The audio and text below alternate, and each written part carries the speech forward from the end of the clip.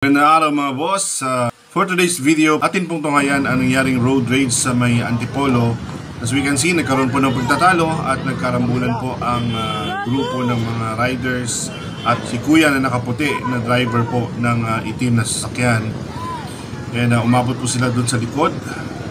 Mukhang 5 versus 1. So marami naman po nakakita ng pangyayari at pinagtulungan po ng mga riders, mga motorcycle riders, yung si kuya na nakaputi. Bigla po siyang bumunot ng kanyang baril at unang putok, nakaiwas po yung naka-helmet at tinamaan. It's either kung hindi asawa kapatid nung kapatid ni kuya na nakaputi. And nagpaputok pa rin po siya sa likod dahil marami pa sa kasama ng rider ang tumakbo. At nakita po natin na kinakarga ni kuya nakaputi ang tinamaang babae sa kanyang sasakyan. As you can see, this is a story ng isang de armas na driver. At kung iisipin po ngayon ay election time, meron po tayong tinatawag na gun ban.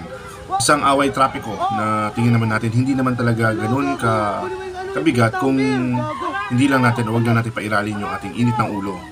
Maaari po itong ma-resolve sa mahinahong usapan.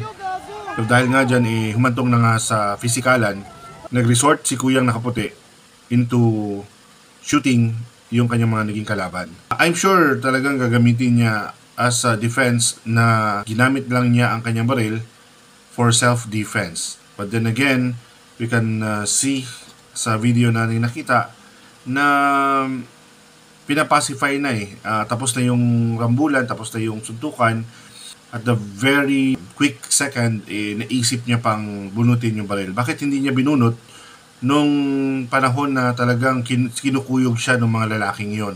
Basically, hindi niya na iraos na magdimpi. Alam niya may dala siya. Hindi niya na ilabas ng time na mas kinakailangan niya. Pero, yun nga sinasabi na mas dapat maging pasensyoso ka at dapat wag mo nang gamitin, no? Kasi wala naman pong mga baril dala yung mga lalaking yon. Fist fight lang naman po ang nangyari, so irrelevant nang gamitin. Although makita naman po natin na talagang dihado po siya, pero mas madedihado siya ngayon dahil ginamit niya ang baril at nakakause siya ng damage. Hindi lang doon sa kalaban niya, pati sa kanyang kapamilya. Kaya mga boss, kahit sino pa man may kasalanan, basta't ikaw yung nakabaril, ikaw yung nakapatay, ikaw nakakause ng damage, ikaw yung may kasalanan.